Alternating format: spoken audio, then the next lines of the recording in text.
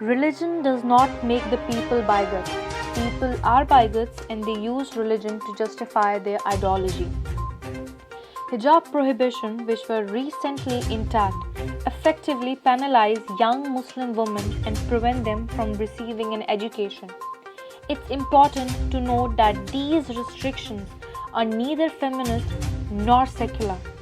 Many people who oppose anti-Muslim propaganda are suspiciously silent about hijab or headscarf bans, like the one imposed on the Muslim students in Karnataka recently. In the present climate, this kind of hesitation is especially dangerous. The hijab is essential to many Muslim women's religious identity. Emancipation of Muslim women from a culture view as dangerous and uncivilized is common in imperialist countries like France. White French women have in the past participated in unveiling of women in order to prove their allegiance to the colonial state. The removal of the Muslim hijab or veil evokes this traumatic memory of the colonial assault.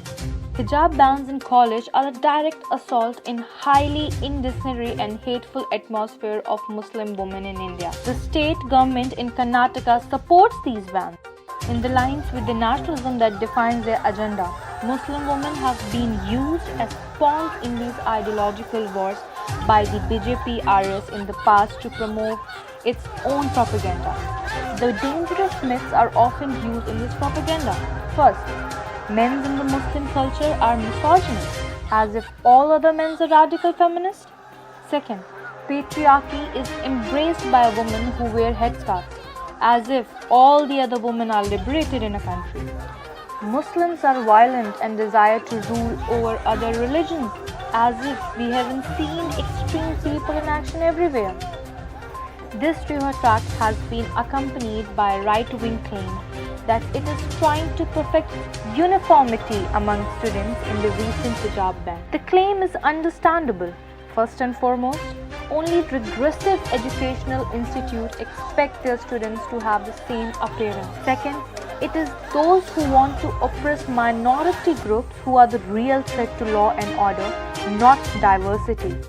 The demand of uniformity is calculated move toward the oppressive and ensure of diversity. As history tells us, the violent desire to eliminate all identities that differ from the dominant way of being fusion. It has always been determined that morally expected public conduct, appearance and practice in South Asia. Describing school as the temple of Mother Saraswati and then instructing Muslim students to remove their hijab. It smells like patriarchy. Claims that the hijab indicates Talibani are totally false. The attempt to create anti-Muslim mob by attacking Muslim women for being visible and embracing their religious views. The three lines that run across the reason for banning the hijab are: religion should not be taught in school. Hijab is patriarchal and oppressive, and it is done to maintaining human dignity. So there are some flaws in the argument. First, removing religion from the classroom. What could happen if religious holidays disputed class, calendars,